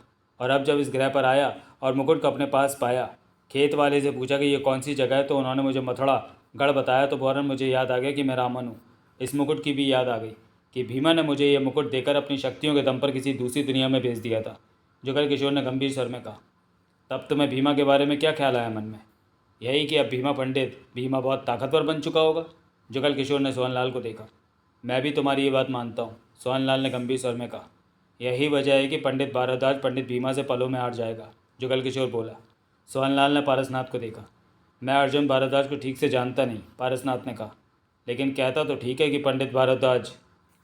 यह फैसला तुम करोगे सोहनलाल, पारसनाथ ने सपाट स्वर में कहा। मैं क्यों करूँगा? आगे वाला वक्त बताएगा कि क्या होगा और क्या नहीं। हम मोना चौधरी और देवराज चौहान को भूल रहे हैं। सोहनलाल ने सिर हिलाया। ये दोनों भी भीमा के सामने कुछ नहीं कर सकेंगे, जुगल किशोर ने बेचैनी से कहा। तुम अपने विचार अपने तक ही रखो, पारसनाथ ने कहा। जुगल किशोर ने सोहनलाल से कहा। अगर तुमने मुकुट देख लिया हो तो मुझे वापस लौटा दो। सोहनलाल ने मुकुट पास बैठे जुगल किशोर को थमाते हुए पूछा। तुम मुकुट किसे दोगे? अभी मैंने सोचा नहीं कि ये पंडित भीमा के पलड़े की तरफ लुढ़कने की कोशिश में है, पारसनाथ कह उठा। सोहनलाल मुस्कुराकर कह उठा। यह मुकुट बहुत जल्दी तुम्हारे हाथों से निकल जाएगा रामन। जुगल किशोर की निगाह सोहनलाल के पास पड़े मुकुट के कवर पर पड़ी। ये मैं ले लूँ? सोहनलाल ने मुकुट के कवर को देखा, फिर हाथों में उठाकर मुस्कुराया। तुमने मेरे होश आने से पहले क्यों ना उठा लिया? जुगल किशोर ने सकपकाकर पारसनाथ को देखा। कोशिश तो इसने की थी, पारसनाथ बोला, परंतु मेरे कहने पर पीछे हट गया। मैं तुम्हें पृथ्वी से जानता हूँ कि तुम कितने घटिया इंसान हो, कितने बेइज्जत इंसान हो, बेशर्म, बेहया, और भी जो शब्द तुम पे सेट होते हैं वो सब तुम पर सेट है। इन बातों का क्या फ़ायदा? जुगल किशोर मस्का मारने वाले इरादे से बोला। तुम अगर मुकुट का केस मुझे दे दो तो केस तो मेरे पास ही रहेगा।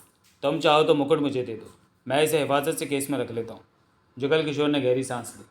मैं तुमसे मुकुट का केस इसलिए मांग रहा हूँ कि अंधेरा होने पर इससे फूटने वाली रोशनी, वो तो फूटेगी ही फूटेगी। सोहनलाल मुस्कुरा पड़ा।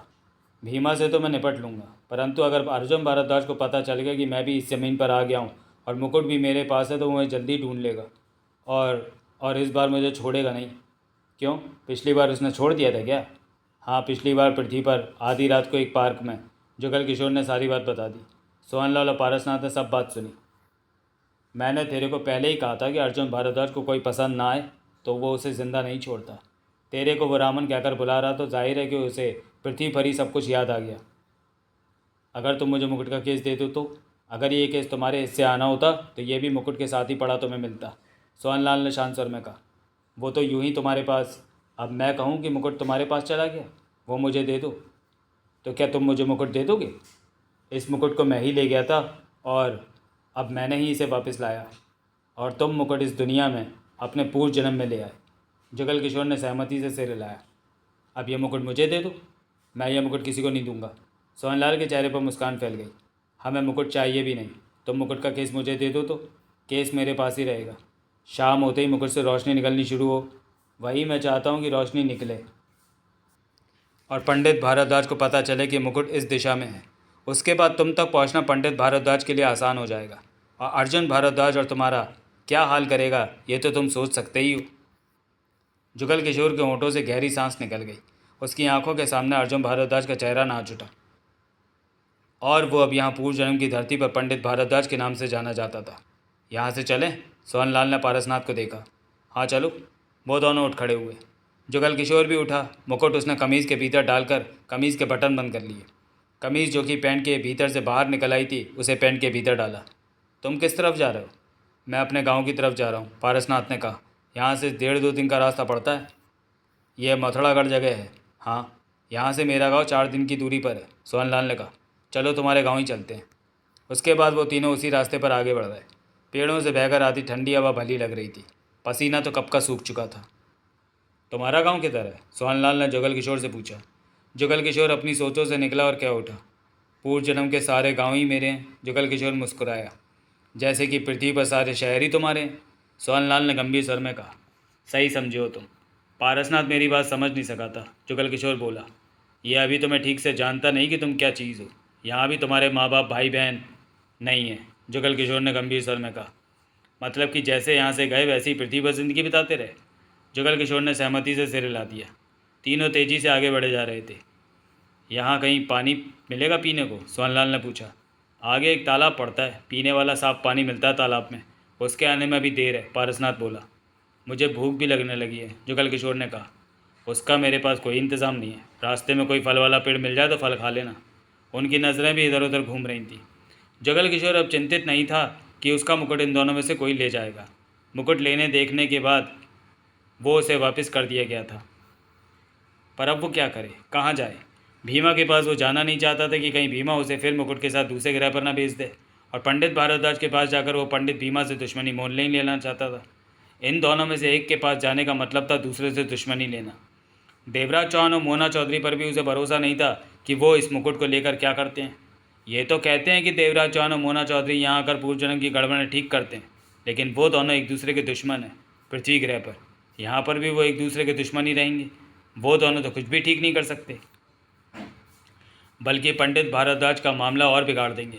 जबकि जुगल किशोर ने अभी तक नहीं सोचा था कि वह मुकुट उसने किसको देना है, पंडित भीमा को या पंडित भारद्वाज को। भीमा के पास जाने में सिर्फ यही परेशानी थी कि वो उसे मुकुट के साथ कहीं वापस पृथ्वी पर ना भेज दे।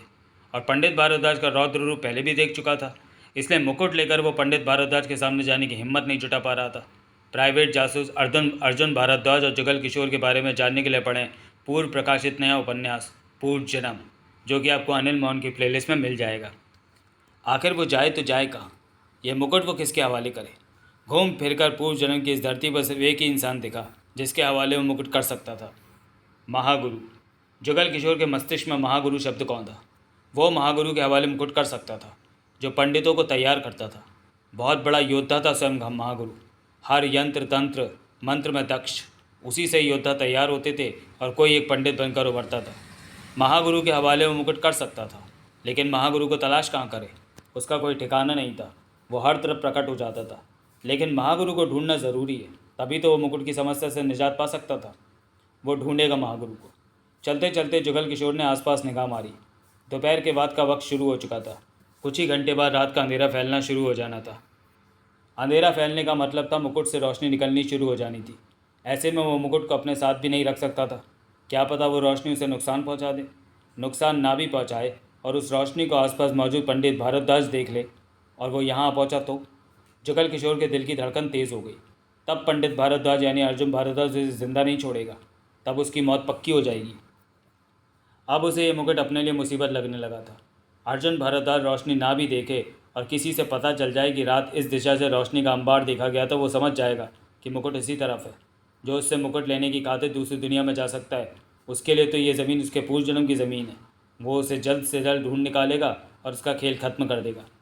पहले भी वही मुकुट को लेकर किसी और ज़मीन पर चला गया था और अब फिर मुकुट लेकर वापस इसी ज़मीन पर आ पहुंचा। अर्जुन भारद्वाज इस बार छोड़ेगा नहीं उसे।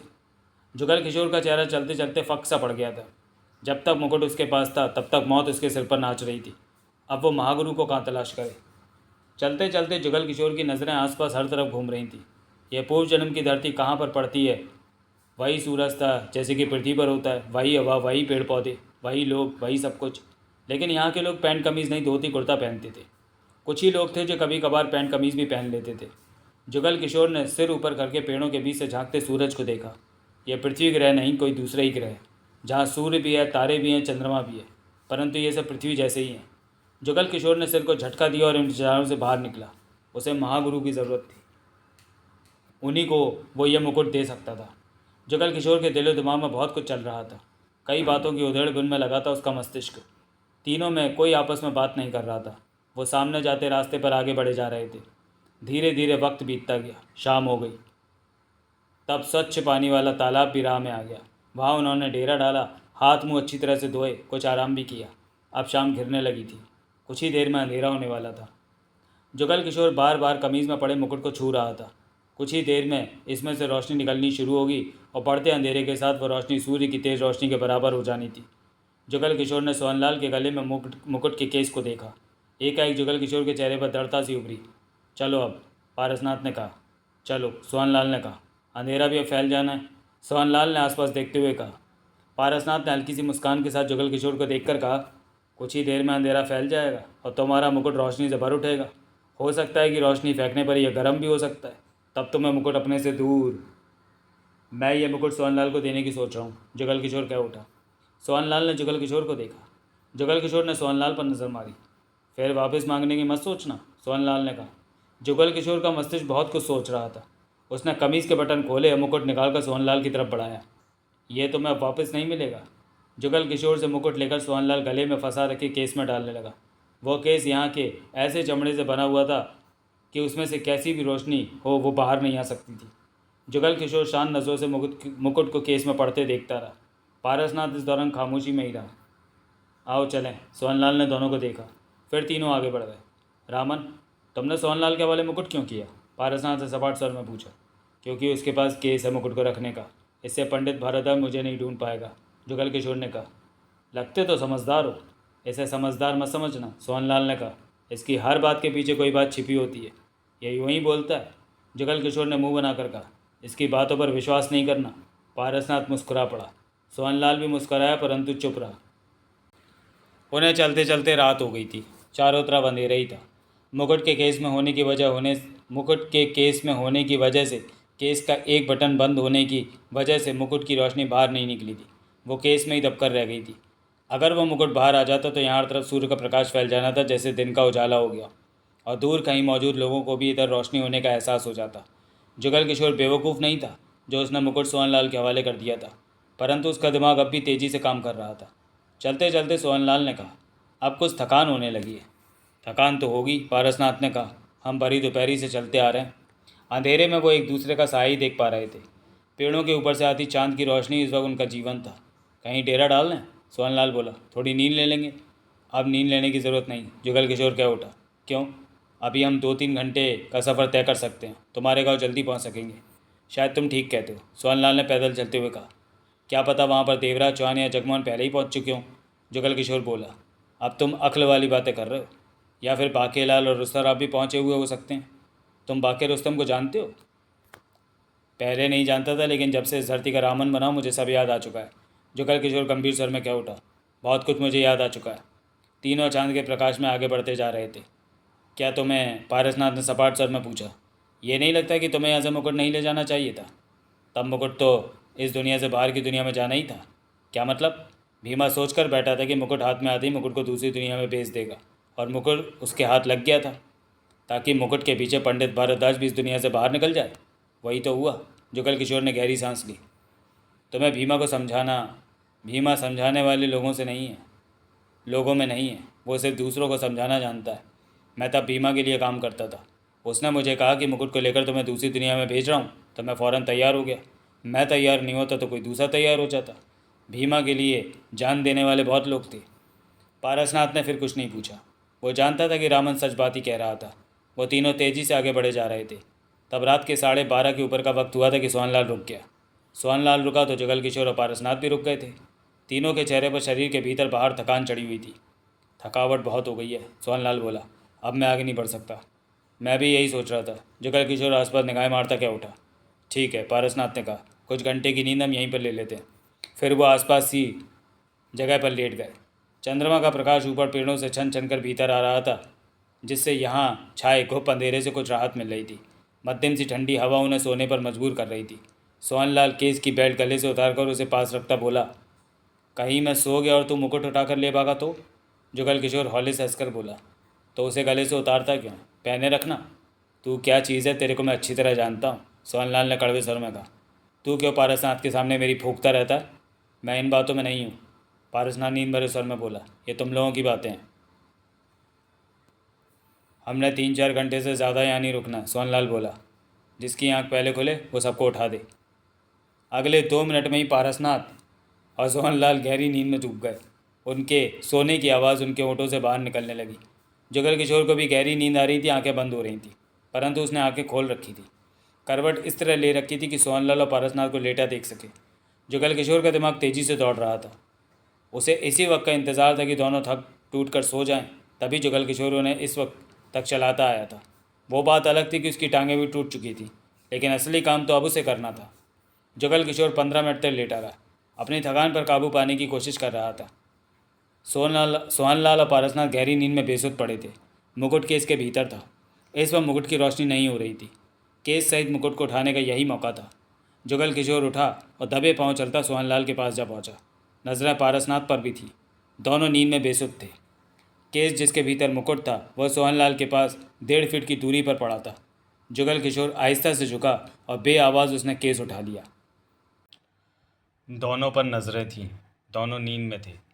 जुगल किशोर केस थामे धीरे धीरे पीछे हटने लगा और 8-9 कदम पीछे हटने के बाद पलटा और दबे पांव तेजी से वो रास्ता छोड़ा और घास पर ही तेजी से आगे बढ़ता चला गया। अब केस उसके पास था और मुकुट केस के भीतर था। सोहनलाल ने मुकुट का जाने क्या करना था, लेकिन जुगल किशोर मुकुट को महागुरु के हवाले करना चाहता था। ऐसे इंसान के हवाले करना चाहता था कि वो इसका सही इस्तेमाल करे। वही जानते थे कि मुकुट किसके पास जाना चाहिए। जुगल किशोर को एकमात्र महागुरु पर ही विश्वास था। अब महागुरु को कहाँ ढूंढे, एकमात्र यही सवाल उसके सामने उठ रहा था। वो अब सोहनलाल और पारसनाथ से 1000 कदम दूर आ चुका था। अब उसे तसल्ली थी कि वो उनके हाथ नहीं आने वाला। उन्हें दूर छोड़ आया था, उनसे मुक्ति पाली। एकाएक जुगल किशोर को झटका लगा। अपने पीछे से आती मध्यम सी रोशनी का एहसास हुआ। क्या सोहनलाल और पारसनाथ आ गए? जुगल किशोर आंखें फाड़े पीछे को घूमा। पीछे जो दिखा उसे देखते ही रह गया। योग की मुद्रा में ज़मीन से 5 फीट ऊपर वो मानव आकृति दिखाई दी। इसके आसपास थोड़ी सी रोशनी फैली 10 फीट तक दूर जा रही थी। आकृति का चेहरा, हाथ पैर सब कुछ स्पष्ट नजर आ रहा था। वो महागुरु थे। जुगल किशोर ने आज से पहले कभी महागुरु को नहीं देखा था। जुगल किशोर की आंखें फटी की फटी रह गई। वो कई पलों तक अपलक सब महागुरु को देखता रहा। महागुरु? जुगल किशोर के जुगल किशोर के मस्तिष्क को तीव्र झटका लगा। रामन, महागुरु के चेहरे पर मुस्कान आ गई। तुमने मुझे पहचान लिया? आप महागुरु जी ही है ना? जुगल किशोर अपने को संभाल रहा था। हाँ, मैं ही वो महागुरु हूँ जिसे तुम याद कर रहे थे। महागुरु का स्वर बेहद धीमा था। जुगल किशोर के होंठ हिलकर रह गए। मुझे दिन भर में बहुत लोग याद करते हैं। उनकी वजह भी मुझे याद आ जाती है। परंतु वो वजह ऐसी नहीं होती कि मुझे उनके सामने जाना पड़े। 10, 15, 20 दिन में ही मुझे किसी के सामने जाना पड़ता है। जैसे कि अब तुमने मुझे याद किया, मुझे तुम्हारे पास आना पड़ा। कहीं तुम कोई गलत कदम तो ना उठा लो। मैं जुगल किशोर ने दोनों हाथ जोड़े और क्या उठा। महागुरु जी। जुगल किशोर की आवाज़ में कंपन था। आप ये मुकुट मुझसे ले। मैं जानता हूँ तुम किस मझधार में फंसे हो, परंतु मुकुट से मेरा कोई मतलब नहीं। ये आप क्या कह रहे हैं महागुरु जी? ये मुकुट मैं इस दुनिया से ले गया था, अब मैं ही इसे वापस ले आया। रामन, महागुरु मुस्कुरा रहे थे। क्या तुम मुकुट मुझसे पूछ कर ले गए थे? पूछ कर? नहीं तो फिर तुम इसे ले आए हो। इससे भी मेरा कोई मतलब नहीं बनता। मैं इसे आपके हवाले करना चाहता हूँ कि जिसे ठीक समझे उसे दे। तुम क्यों नहीं किसी के हवाले कर देते? मैं? महागुरु की मुस्कान भरी निगाह जुगल किशोर पर थी। भीमा के हवाले कर दो, महागुरु ने कहा। भीमा मुझे फिर मुकुट के साथ वापस उसी ग्रह पर भेज सकता है महागुरु जी। वापस तो तुमने जाना ही है। ये दुनिया तो तुमने उसी वक्त छोड़ दी थी जब तुम दूसरे ग्रह पर गए थे। तो क्या मुझे वापस जाना होगा? जुगल किशोर गंभीर स्वर में क्या उठा। पक्का, जैसे कि बाकी लोग कई बार यहाँ आकर वापस चले जाते हैं, महागुरु ने कहा। ओह, ये बात मुझे पहले नहीं पता थी, जुगल किशोर ने गंभीर स्वर में कहा। भीमा को जाकर ये मुकुट दे दो। महागुरु मुस्कुरा पड़े। लेकिन? जुगल किशोर हिचकिचाया। क्या लेकिन? वो इस मुकुट को अपने पास दबाकर रख सकता है कि जब अर्जुन भारद्वाज यानी कि पंडित भारद्वाज इस ग्रह से चला जाए तो तब वो मुकुट उस बुत की गर्दन पर लगाकर किले को जिंदा करे और रानी को किसी तरह शादी के लिए। तो इससे तुम्हें क्या फ़र्क पड़ता है रामन? महागुरु जी, मैं चाहता हूँ कि रानी जब जीवित अवस्था में आए तो उसके सामने अर्जुन भारद्वाज भी हो। रानी के पास दोनों में से एक चुनने का समय हो। मजबूरी में रानी भीमा को ना चुने या फिर शादी ही ना करे। महागुरु के होठों पर छाई मुस्कान गहरी हो गई। तुम पहले से ज़्यादा समझदार हो गए हो। फिर तो तुम्हें चाहिए कि तुम पंडित भारद्वाज को ढूंढ कर उसे मुकुट देकर। नहीं महागुरु जी, जुगल किशोर सकपका कर कह उठा। मैं उससे पृथ्वी ग्रह पर निपट कर। मैंने ही उसे तुम्हारा नाम रामन बताया था। मैंने ही उसे तुम्हारे पीछे। आपने उसे मेरे पीछे डलवाया था? आपने उसे मेरा नाम बताया था? जुगल किशोर हैरानी से कह उठा। हाँ, महागुरु के चेहरे पर मुस्कान छाई हुई थी। मैंने ही उसे सब बताया था। पृथ्वी ग्रह पर उसका पहला जन्म वही था। जब वो यहाँ से तुम्हारे पीछे मुकुट तलाश करता गया था। कुछ बरस उसने मुकुट तलाश करने में लगाए, पर ना तो तुम उसे मिले और ना ही वो मुकुट। इसके साथ ही वो पृथ्वी ग्रह के कामों में गुम होता चला गया। कभी उसे रानी की याद आ जाती तो तड़प उठता।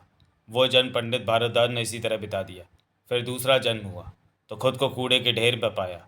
उसके माँ बाप कौन है ये कोई नहीं जानता था। वो जन्म भी पंडित भारद्वाज ने इसी तरह। उसके माँ बाप कहाँ थे? जुगल किशोर के होठों से निकला, यहाँ। महागुरु बराबर मुस्कुरा रहे थे। ओ, जिसके माँ बाप यहाँ पर हो, उनके माँ बाप किसी भी दुनिया में नहीं हो सकते। लेकिन मैंने तो सुना है कि देवराज चौहान के माँ बाप पृथ्वी ग्रह पर हैं।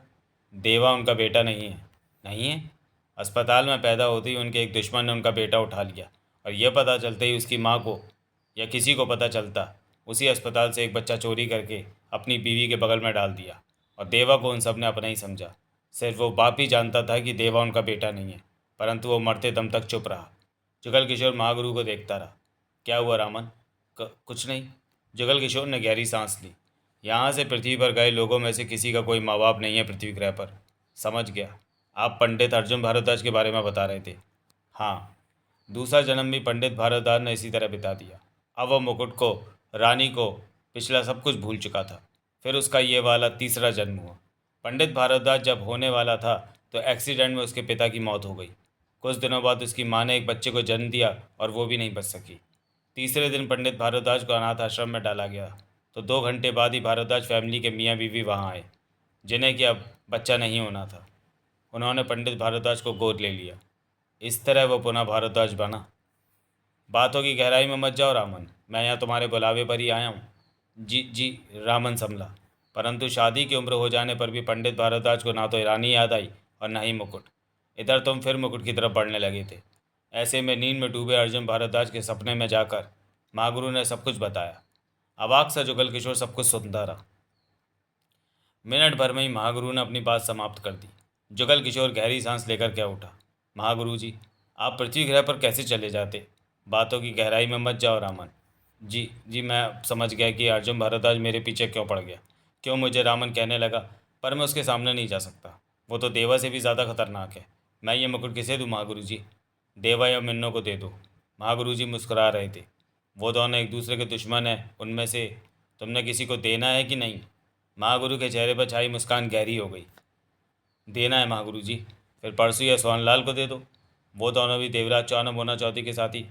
मैंने जो कहना था कह दिया, अब मैं जाता। एक बात हो महागुरु जी। रामन जल्दी से कह उठा। महागुरु के चेहरे पर मुस्कान छाई हुई थी। तो मैं कहाँ जाऊँगा? क्या पारसनाथ और सोहनलाल के साथ रहूँ या कहीं और जाऊँ? तुम इन्हीं के साथ रहो या किसी और के पास रहो, ये बात तुम पर निर्भर है। मैं समझा नहीं महागुरु जी। तुम पृथ्वी से आए लोगों के साथ रहो या यहाँ किसी के साथ रहो, ये तुम पर निर्भर है।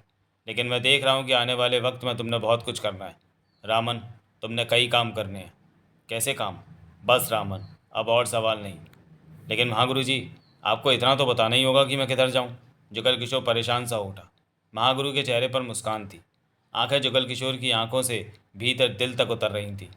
तुम ये मुकुट सोहनलाल के हवाले करके उनसे दूर हो जाओ। धन्यवाद महागुरु जी, आपने मुझे रास्ता दिखा दिया। जुगल किशोर ने कहकर सिर नीचे किया। अगले ही पल वहाँ छाया अंधेरा फैल गया। सिर ऊपर किया तो महागुरु को कहीं नहीं पाया। जुगल किशोर समझ गया कि महागुरु अदृश्य हो चुके हैं। कुछ पलों तक वह अंधेरे में खड़ा रहा, फिर धीरे धीरे चंद्रमा की रोशनी में सब कुछ स्पष्ट नजर आने लगा। चंद्रमा की रोशनी पेड़ों से छनकर नीचे ज़मीन पर आ रही थी। महागुरु ने कहा था कि मुकुट सोहनलाल के पास छोड़कर खुद उनसे दूर हो जाए। ज़्यादा देर नहीं हुई थी उसे सोहनलाल और पारसनाथ से अलग हुए। वे अभी तक सो रहे होंगे। जुगल किशोर ने गले में डाल रखा मुकुट के केस को सीधा किया और वापस चल पड़ा। वो जल्द से जल्द सोहनलाल के पास पहुंचकर मुकुट वहां छोड़ देना चाहता था। वो खुद भी अब मुकुट से छुटकारा पा लेना चाहता था। महागुरु ने जो भी कहा था उस पर जुगल किशोर ने हामी भर दी थी। महागुरु के शब्द उसके कानों में मिश्री घोल रहे थे। आज पहली बार जुगल किशोर ने महागुरु को अपने सामने पाया था, उनसे बात की थी। महागुरु का उसके पास आने का मतलब ही यही था कि वो कुछ गलत कर रहा था। उसे रोकने ही महागुरु जी उसके पास आए थे। वो शायद मुकुट ले जाकर गलती कर रहा था, ऐसा जुगल किशोर का सोचना था। उनकी एक बात जुगल किशोर को परेशान करने लगी थी। आने वाले वक्त में तुमने बहुत कुछ करना है। उसने भला क्या करना है? उसके लायक तो कोई काम बचा ही नहीं था। वो कभी मुकुट ले गया था और जाने कैसे वापस इस धरती पर ले आया था। उसका काम तो खत्म हो चुका है। जुगल किशोर ने सिर झटक कर यह विचार मस्तिष्क से बाहर निकाल दिया। 7-8 मिनट बाद जुगल किशोर सोए सोहनलाल और पारसनाथ के पास पहुंचा। उन्हें सोया पाकर जुगल किशोर ने चैन की सांस ली और गले से केस निकालकर सोहनलाल के पास रखा, फिर नींद में डूबे दोनों को देखा। यही सोच रहा था कि अब इन्हें मिल भी पाएगा या नहीं। मुकुट सोहनलाल के पास छोड़कर वह खुद को हल्का महसूस कर रहा था। इसके साथ ही वो पलटा और उन दोनों से दूर होता चला गया। आंखों में नींद थी परंतु वह चलता ही जा रहा था। करीब घंटा भर चलता रहा। जिसमें थकान से टूटने लगा था। आंखों में नींद चढ़ गई थी। अब उसमें चलने की हिम्मत नहीं बची थी। वो वहीं नर्म घास पर लेट गया और चंद पलों में ही गहरी नींद में जा डूबा। सोए सोए पारसनाथ ने करवट बदली। एकाएक उसे नर्म घास का एहसास हुआ। उसकी आंखें खुल गईं। हर तरफ अंधकार ही दिखा फिर उसे चंद्रमा की रोशनी सामने उठती दिखाई दी।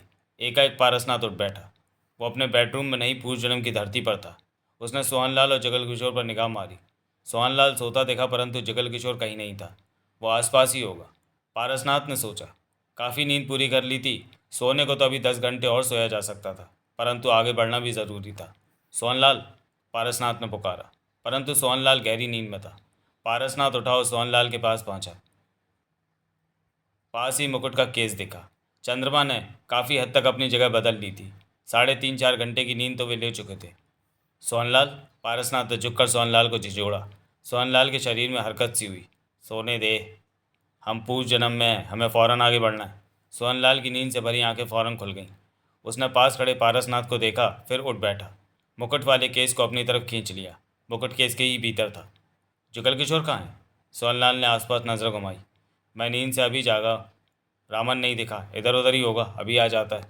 सोहनलाल नींद में अपनी आंखें मलता क्या उठा। मुझे समझ में नहीं आता कि जुगल किशोर ने मुकुट मुझे कैसे दे दिया, वरना ये तो इतना हरामी मक्कार कमीना है कि इसकी परछाई पर भी विश्वास नहीं किया जा सकता। ये तो बस समझो कि मैं जुगल किशोर के बारे में इतना नहीं जानता, लेकिन रामन को जानता हूँ मैं। पृथ्वी पर जुगल किशोर से मिले होते तो तुम्हें मेरी बात समझ में आती। सोहनलाल ने गहरी सांस ली। पारसनाथ की नज़रें चांदनी भरी रात और पेड़ों के अंधेरे में हर तरफ जा रही थी। जुगल किशोर का इंतज़ार करते करते उन्हें 10 मिनट, फिर 15 मिनट बीत गए। इतनी देर में तो उसे आ जाना चाहिए था, सोहनलाल बोला। 15 मिनट हो गए हमें, जबकि हमसे पहले का ही गया होगा। पारसनाथ क्या उठा। दोनों की निगाहें हर तरफ घूमी। जुगल किशोर, सोहनलाल ने ऊंचे स्वर में आवाज़ लगाई, परंतु कोई आवाज़ नहीं आई। चारों तरफ सन्नाटा छाया रहा। रामन, पारसनाथ ने ऊंची आवाज़ लगाई, परंतु कोई जवाब नहीं आया। खामोशी छाई रही। हमारी आवाज़ तो दूर दूर तक गई होगी, जुगल किशोर के कानों में भी पड़ी होगी। सोहनलाल, तुम उधर जाकर देखो, मैं इस तरफ देखता हूँ। पारसनाथ क्या उठा। दोनों उल्टी दिशा में चले गए। जुगल किशोर और रामन की दोनों की आवाज़ें आती रहीं, परंतु उन्हें जवाब में जुगल किशोर का स्वर सुनने को नहीं मिला। बहुत आवाज़ें दी उन लोगों ने, परंतु ना तो जुगल किशोर मिला, ना ही उसकी कोई आवाज़ आई। करीब 15 मिनट बाद दोनों वापस अपनी जगह पर मिले। मिला? पारसनाथ ने पूछा। नहीं। सोहनलाल की निगाह अंधेरे में हर तरफ घूम रही थी। कहाँ जा सकता है? पारसनाथ का स्वर परेशानी में डूबा था। वो कहीं भी जा सकता है, ये धरती उसकी अपनी है, सोहनलाल ने गंभीर स्वर में कहा। परंतु वो इतना मक्कार कमीना है कि जाते वह मुकुट भी ले जाता, ये क्यों छोड़ गया? हो सकता है वो इस मुकुट से दूर हो। असंभव। वो इस मुकुट को पंडित भीमा को दे सकता था। रामन को डर था कि कहीं भीमा उसे मुकुट के साथ फिर दूसरी दुनिया में ना भेज दे। पारसनाथ ने कहा। दूसरी दुनिया में तो उसने जाना है, यहाँ का काम खत्म होते ही। सोहनलाल ने पारसनाथ को देखा। पारसनाथ की निगाह आसपास घूमने लगी। जाते समय जुगल किशोर मुकुट लेकर क्यों नहीं गया, ये बात मेरी समझ के बाहर है। दोनों ने 15 मिनट वहाँ जुगल किशोर का और इंतज़ार किया। जुगल किशोर नहीं आया। आखिरकार सोहनलाल और पारसनाथ अपना आगे का रास्ता तय करने के लिए आगे बढ़ गए। जुगल किशोर आखिरकार कहाँ चला गया, दोनों यही सोच रहे थे। रुस्तम राव की आंख खुली। उसे कुछ भी समझ नहीं आया कि वो कहाँ पर है। कुछ पलों तक वह आंखें खोले पड़ा रहा, फिर उठकर बैठ गया और हर तरफ निगाह घुमाने लगा। आंखों में उलझन आ गई थी। उसने खुद को पेड़ों की छाँव में पाया था। आसपास जंगल था, परंतु उन जंगल के बीच में से कहीं दूर पहाड़ नजर आ रहे थे। यानी कि इस तरफ जंगल थी और उस तरफ पहाड़ थे। ये कौन सी जगह हो सकती है? मुंबई में तो ऐसे पहाड़ है ही नहीं। आसपास के किसी शहर में भी ऐसे पहाड़ या ऐसे जंगल नहीं है। दिल्ली या सब जगह के बारे में उसने सेकंडों में सोचा, परंतु कहीं भी उसे पहाड़ और ऐसा जंगल नहीं महसूस हुआ। उसे उस मुकुट की याद आई। वो सब पूना से कुछ पहले लौहगढ़ के चढ़ाई चढ़कर एक किले के पास पहुंचे थे। देवराज चौहान, मोना चौधरी और बाकी कुछ और भी लोग आ गए थे वहाँ। वहाँ का सब नज़ारा रुस्तम राव की आंखों के सामने घूमता चला गया। उसके बाद मुकुट का केस से निकलना, सब तरफ उस मुकुट के द्वारा हर तरफ सूर्य की रोशनी फैल जाना, और फिर सबका मुकुट के साथ साथ कहीं नीचे को गिरते चले जाना। एक नहीं, कई लोग नीचे को कूदे थे। देवराज चौहान, मोना चौधरी तो कूदे ही, वो भी कूद गया था। इसके अलावा और कौन कौन लोग कूदे थे, इस बात की उसे खबर नहीं थी। वो तो देवराज चौहान के लिए कूदा था। उस वक्त मोना चौधरी ने कुछ चीख कर कहा भी था, परंतु रुस्तम राव उन शब्दों को नहीं सुन पाया था क्योंकि वहाँ शोरगुल मच गया था। आखिर वो मुकुट क्या था जिसमें से इतनी तेज़ रोशनी? एकाएक रुस्तम राव उछलकर खड़ा हो गया। उसकी आंखें फैल गईं। वो मुकुट तो रानी का था। भीमा ने जिसे उस बुत की गर्दन से निकाल कर किले और उसके आसपास के गांव को उजाड़ दिया था, किले को पत्थर में, वहां मौजूद लोगों को भी पत्थर में बदल दिया था। और भीमा ने उस मुकुट के साथ अपने खास आदमी रामन को दूसरी दुनिया में भेज दिया था कि पुजारी यानी अर्जुन भारद्वाज उसे लेने के लिए दूसरी दुनिया में जाए और फिर न लौट सके। और पुजारी भी उस मुकुट को पाने के लिए दूसरी दुनिया में चला गया था। फिर भीमा इस लोक का पुजारी बन गया था। महागुरु ने अर्जुन भारद्वाज के बाद भीमा को ही पुजारी माना था। सब कुछ रुस्तम राव को याद आता चला गया। तो क्या वो पूर्व जन्म में आ पहुंचा है? रुस्तम राव की आंखें हर तरफ घूमने लगी। अगले ही पल उसकी आंखें 50 फीट दूर पेड़ों की छाव में घास पर पड़े इंसानी शरीर पर जा टिकी। कोई वहां पर औंधा पड़ा था। रुस्तम राव के कदम तेजी से उस तरफ बढ़ गए। वो उस बेहोश पड़े व्यक्ति के पास पहुंचा। वो बाकेलाल राठौर था। उठ बाके, हम पूर्व जन्म की धरती पर आ पहुंचे हैं, रुस्तम राव ने गंभीर स्वर में कहा। परंतु बाकेलाल राठौर के शरीर में हरकत नहीं हुई। रुस्तम राव ने बाकेलाल राठौर के शरीर को सीधा किया, उसे चेक किया। बाके बेहोश था। उसकी नब्ज भी धीमी गति से चल रही थी। सांसें ठीक थी। खतरे वाली कोई बात नहीं थी। देर सवेर में उसे होश आ जाना था।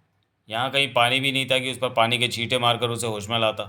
रुस्तम राव पासी के एक पेड़ के तने से टेक लगाकर बैठ गया और बाकेलाल राठौर के होश में आने का इंतजार करने लगा। इस बीच कब उसकी आंख लग गई उसे पता ही नहीं चला। रुस्तम राव की आंख करीब 2 घंटे बाद खुली। वो बेहद थका हुआ था, इसलिए गहरी नींद में डूबा था। कुछ कदमों की दूरी पर बाकेलाल राठौर बैठा उसे देख रहा था। छोरे, हम पूर्व जन्म में आ पहुंचे हैं, बाकेलाल राठौर ने कहा। रुस्तम राव मुस्कुरा पड़ा। वो मुकुट रानी के किले के भीतर लगे 30 फीट ऊंचे बुत के सिर की जगह पर लगा था, जिसे कि भीमा ने निकाल लिया था। रुस्तम राव बोला। और मुकुट के किले से बाहर जाते ही वहाँ की हर चीज़ पत्थर बन गई थी। यही हुआ था ना बाप?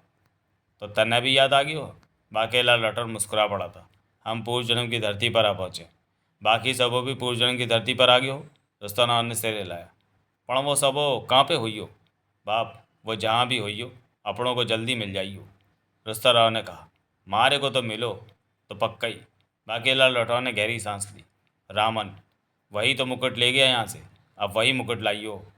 रुस्तम राव के चेहरे पर सोच के भाव उभरे। क्या सोचो हो तुम छोरे? रामन कौन हो सकेला बाप?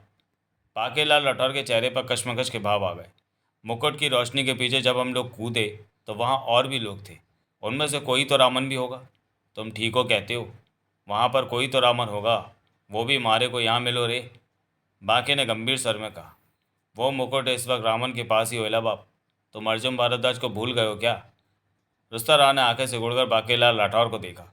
वो पुजारी भारद्वाज भी तो आए हो इस बार, क्योंकि मुकुट लेने बरसों पहले वही गए हो।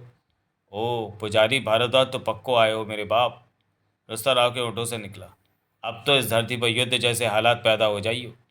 बाकेलाल राठौर ने गंभीर स्वर में कहा। वो कैसे बाप? पहले पुजारी कौन था? पहले तो पुजारी भारद्वाज था। वो चला गया तो महागुरु ने किसे पुजारी बनाया होगा? भीमा को बाप। रुस्तम राव की आंखें सिकुड़ गईं। इस ग्रह पर एक वक्त में एक ही पुजारी रह सकता है, दो नहीं। तुम ठीक कहते हो। रुस्तम राव गंभीर हो उठा। पुजारी भारद्वाज फिर इस नगरी में, इस दुनिया में आ गया तो पुजारी कौन होगा? अर्जुन भारद्वाज। और भीमा को कैसे पसंद आएगा कि पुजारी भारद्वाज इस धरती पर आए अपना दावा ठोके? बांके, तू सही कहता है, रुस्तम राव गंभीर स्वर में बोला। भीमा यही सोचेगा। और बांके और अर्जुन भारद्वाज के यहाँ ना होने पर फुर्सत में भीमा ने कई तपस्याएं की होंगी। कईयों का फल उन्हें मिला होगा। तुम ठीक हो बोलो हो। और जबकि अर्जुन भारद्वाज इस सारे वक्त में पृथ्वी पर रहा, इन सब बातों से दूर, उसमें जो महागुरु की दी हुई शक्ति थी वो तो कब की खत्म हो गई होगी। जबकि इधर भीमा और भी ताकतवर बन चुका है। ठीक हो कहो। बाकेलाल राठौर ने अपना सिर गंभीर से हिलाया। दोनों ने एक दूसरे को देखा।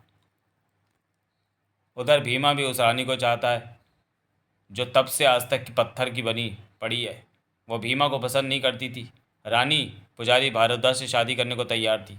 उनकी शादी होने वाली थी कि अगले दिन ही भीमा ने किले के आंगन में खड़े 30 फुट के लंबे बुत, जिसका चेहरा गायब था, चेहरे की जगह ये मुकुट लगा था कि जब तक ये बुत मुकुट को संभाले रखेगा तब तक ही किले का राज्य चलेगा, या फिर किले की रानी जब किसी अच्छे इंसान से ब्याह कर लेगी तो तब उसके पिता को दिया श्राप खत्म हो जाएगा। एक दिन के बाद वो श्राप खत्म हो जाता। तब रानी ने पुजारी भारद्वाज से शादी कर लेनी थी, रुस्तम राव ने गंभीर स्वर में कहा। लेकिन उसके एक दिन पहले ही भीमा ने अपने कुछ आदमियों के साथ हल्ला बोला और वो मुकुट बुत कि सिर की जगह से उठाकर फौरन किले से बाहर निकल गया। बाकेलाल लौटकर क्या उठा। उस मुकुट के किले से बाहर जाने का मतलब था कि सब कुछ पत्थर का हो जाना, और वो सब भी देखते ही देखते पत्थर के बनते चले गए। पुजारी भारद्वाज भी तब किले पर था। वो पत्थर नहीं बन सका क्योंकि उसके पास महागुरु की ताकतें थी। बाकेलाल लठौर और रुस्तरा खामोशी से एक दूसरे को देखते रहे। असल बात तो यह है कि आज भीमा के पास ताकत है, और पृथ्वी ग्रह से आया पुजारी भारद्वाज कमज़ोर होगा भीमा के सामने। अगर दोनों में टकराव हो गया तो टकराव तो होगा ही होगा। बाकेलाल लठौर दृढ़ स्वर में कह उठा। अर्जुन भारद्वाज भीमा को सामने पाकर, पुजारी भारद्वाज मुंह घी खाएगा बाप, रुस्तराव के होठों से निकला। बाकेलाल लठौर के होठ भिज गए। मेरी बात पसंद नहीं आई बाप, तू सही कहता है। पुजारी भारद्वाज भीमा के सामने नहीं टिक पाएगा। रुस्तराव की नज़रें इधर उधर जाने लगीं। तुम कभी पृथ्वी पर अर्जुन भारद्वाज से मिलो? लगता तो नहीं बाप। अपन इस नाम के किसी आदमी से मिले हो? मन ने भी नहीं लगता कि इस आदमी से कभी मिलो हो। ये कौन सी जगह है? नज़र दौड़ाते रुस्तराव ने पूछा। अब मैं इस जगह को पहचान चुका हूँ, बाकेलाल लठौर बोला। उस तरफ देवराज चौहान का गांव पड़ता है। देवराज चौहान का गांव? रुस्तराव चौंका। सबसे पास में सिर्फ वही गांव है। बाकेलाल लठौर मुस्कुराया। वहीं चलते हैं, पर वहाँ तो हमें कोई भी नहीं मिलेगा। रुस्तराव कह उठा। पहले अपना ठिकाना ढूंढ लें, उसके बाद देखेंगे कि क्या करना है। उसके बाद रुस्तराव बाकेलाल लठौर पेड़ों के बीच में से होते हुए एक ऐसे रास्ते पर चल पड़े जहाँ कोई कच्चा रास्ता नहीं था।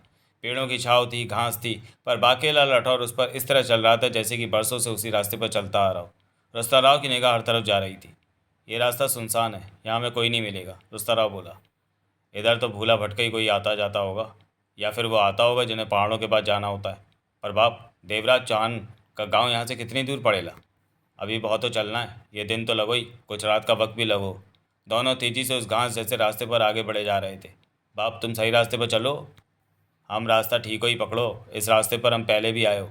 घंटे बर्बाद हो रास्तों एक पगडंडी से जा मिलो, और फिर मारे को उसी पगडंडी पर ही आगे बढ़ने हो, बाकेलाल लठौर ने कहा। पेड़ों के ऊपर से आती कभी धूप तो कभी छाँव उन पर पड़ रही थी। एकाएक बाकेलाल लठौर ठिठक गया। उसकी नज़र बाईं तरफ टिकी हुई थी। क्या बात होइला? कहते कहते रुस्तराव की निगाह भी बाईं तरफ उठ गई थी। बाईं तरफ उनसे काफ़ी दूर कोई घास पर पेट के बल लेटा हुआ था। वो हिल नहीं रहा था। वो आप उनमें से ही कोई है। रुस्तराव के कदम फौरन उस तरफ उठ गए। बाकेलाल लठौर भी उस तरफ चल पड़ा। वो तो मारी नज़र उस पर पड़ गई हो छोटे, नहीं तो वो अकेले ही रहते हो। मिनट भर लगा घास पर लेटे व्यक्ति के पास पहुंचने को। वो पेट के बल औंधा पड़ा था। रुस्तराव ने उसे चेक किया। धीमी धीमी सांसें उसकी चल रही थी। इसकी सांस तो बहुत धीमी चलेला बाप, होश तो आवेगा ना? हाँ बाप, परंतु वक्त लगेगा। कहने के साथ ही रुस्तराव ने उस इंसान को सीधा किया। वो अर्जुन भारद्वाज था, यहाँ का पुजारी भारद्वाज। तन्ने देखा है इसे कहीं? बाकेलाल लठौर ने पूछा। ना बाप, मैंने भी नहीं देखा। अगले ही पल बाकेलाल लठौर के मस्तिष्क को तीव्र झटका लगा। पुजारी पुजारी भारद्वाज? क्या? रुस्तराव चौंका। पुजारी भारद्वाज? ये? हाँ छोटे, यही तो पुजारी भारद्वाज है जिसकी बात हम कर। अर्जुन भारद्वाज? एकाएक रुस्तराव के होठों से निकला। ओह, मुझे अब याद आ गया, ये भारद्वाज है, पुजारी भारद्वाज। रुस्तराव आंखें फाड़े अर्जुन भारद्वाज के बेहोश चेहरे को देखे जा रहा था। दोनों में खामोशी छा गई। नज़रें उनके नीचे बेहोश पड़े अर्जुन भारद्वाज के शरीर पर टिकी थी। एकाएक बाकेलाल लठौर गहरी सांस लेकर कह उठा। ये भी हमारे साथ ही इस धरती पर आया है। इसने कमीज पैंट पहन रखी। हाँ बाप, पर अपुन ने इसे वहाँ कभी नहीं देखा। कभी इसे देखा नहीं। हमारी बात भी यही हो। शायद देवराज चौहान जानो इसे। ये बात तो देवराज चौहान ही बताओ। हम इसके होश में आने का इंतज़ार करेंगे बाप। मारो पुजारी हो वो, इसका इंतज़ार तो हम एक सप्ताह भी करो बाप, ये 1-1.5 घंटे में होश में आ जाएगा। रुस्तरा गंभीर स्वर में कह उठा। इसे मुकुट के बारे में सब कुछ पता हो? पक्का बाप, तभी तो किले पर मौजूद होइला। पुजारी भारद्वाज मुकुट पाने के लिए ही रामन के पीछे पृथ्वी ग्रह पर गए हो, और मुकुट के साथ ही वापस इसी पर मुकुट इसके पास नहीं होइला। बाकेलाल लठौर की निगाह आसपास गई। अपुन ने देख लिया, मुकुट इसके पास नहीं होइला। रुस्तरा क्या उठा। तो फिर वो रामन के पास हो वो? हाँ, वही मुकुट लेकर गईला, वही मुकुट लाइला इस धरती पर। रुस्तराव और बाकेलाल लठौर खाली जगह पर बैठने से पहले दोनों ने अर्जुन भारद्वाज के शरीर को उठाकर छाया में डाल दिया। जहाँ पर अब पड़ा था वहाँ धूप भी पड़ रही थी। उन्हें अर्जुन भारद्वाज के होश में आने का इंतज़ार था।